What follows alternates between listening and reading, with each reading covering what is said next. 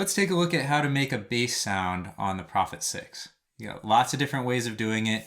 I'm going to start with the simple ones because oftentimes the simple bass patches are the best.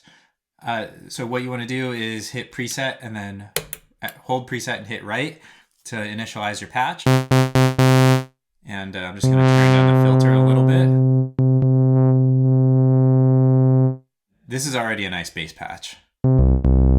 I'm going to drop the frequency of oscillator 1 down to C1. There it is. Put it in unison mode.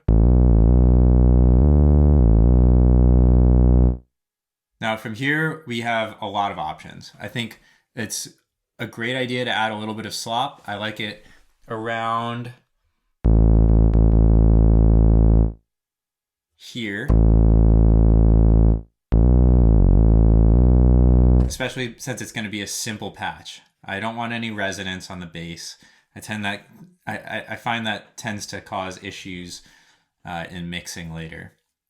And I don't want to use my second oscillator here. Adding in the second oscillator can be good in certain bass patches, but the problem with it is you'll end up with phasing, which means some notes will sound bassier than others. And usually with bass, you don't want that. Now, if you do get fancier, then you can start introducing it.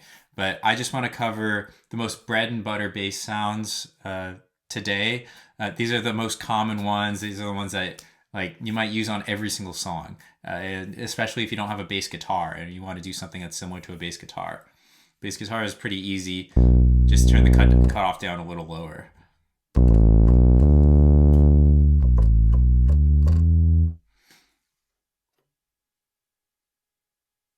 Oscillator 1 is a sawtooth wave right now.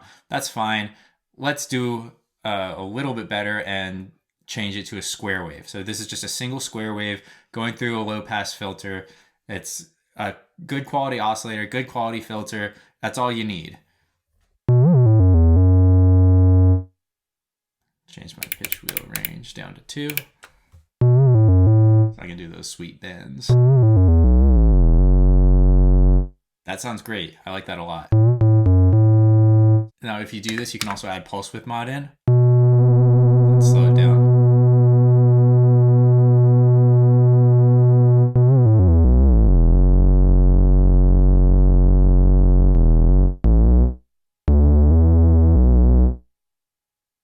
That's nice. Now, my favorite though is actually this wave, this oscillator shape that's in between triangle and square wave. So it's a little bit of both. No pulse width modulation on it. This one I think is the most natural sounding. I have the easiest time mixing this one in a track.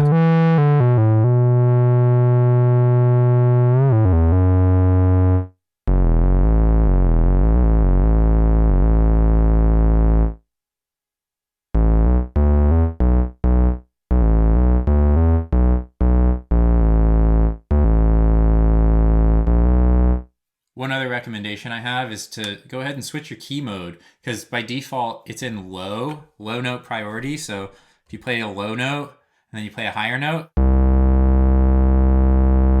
the note just doesn't change. And that apparently there are some vintage synthesizers that use low note priority. It doesn't respond the way that I like when I'm trying to do something. I'm just not that accurate of a player, I guess. So if I change my key mode into last note priority,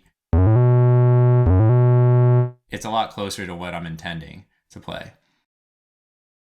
Now, this is if you're gonna be mixing in stereo. What I would recommend doing is putting a little bit of chorus on it. Now, you don't want a lot because this is a stereo effect. You might have heard that bass sounds tighter in mono, and that's true, but it's not, the line isn't just all mono or all stereo. You can have a little bit of mix of both. And it turns out that you can still get an even bigger sounding bass patch that's mostly mono by just adding a little bit of chorus in. So what I have here is I set my wet dry mix on my chorus to just 5. And I set rate, I'm going to set the rate up to 10 actually, and depth at 127. You can hear the difference here.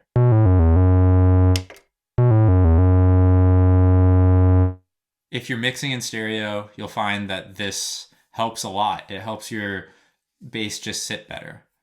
Now, you can use a high pass filter to impact your bass sound. You could use it to even turn up the bass by turning up the resonance and then finding that spot of that note that you're playing and just turning that up. I don't find that this high pass filter is really that good for that though. Like on my MS-20, that trick works great. On this, not that crazy about it.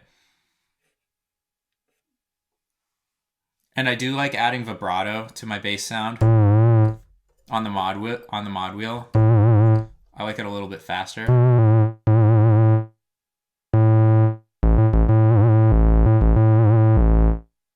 Another thing that I like to do sometimes is I'll change my release. I'll make it a little shorter.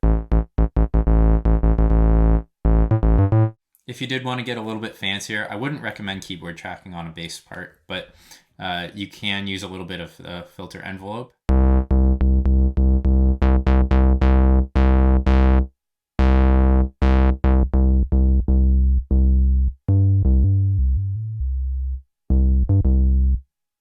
Again, I'm going to change my keyboard mode into last note retrigger.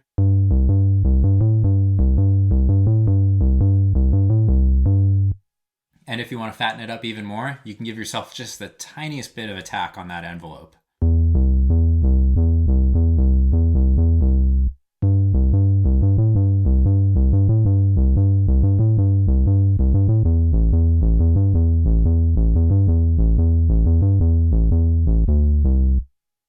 So that's how I would recommend making a simple bass sound, especially if you have a lot of other interesting things going on in the song. If you're doing like a really crazy synth pad or something like that, you don't want a complicated bass. You just want something that mixes well, works well, and is versatile. And that's what this is. Don't forget to subscribe if you'd like more tutorials on the Prophet 6 and other synths too. Thanks for watching.